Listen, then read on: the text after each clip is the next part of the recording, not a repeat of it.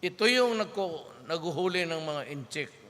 Ito yung humuli noong Koreano na pinatay nila sa loob ng krami.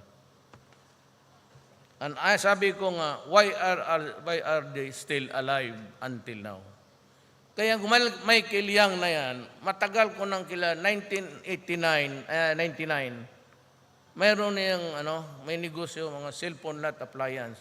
Maliliit lang na tindahan. Then eventually, lumaki. Mura kasi, made in China. Mura, ayun. Yung DCLA ngayon. Tapos ito yung ginaplanuhan nila na i-set up na naman.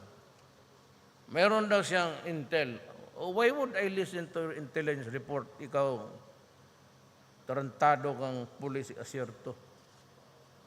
Kagago mo. Bali, wala ka naman. Hintayan mo ako matapos ako pagka-mayor. Putang ina ka. Baski tulog ako, gisingin mo ako sa bahay. Ano akala ninyo, kayo lang matapang ulol. Fuck you.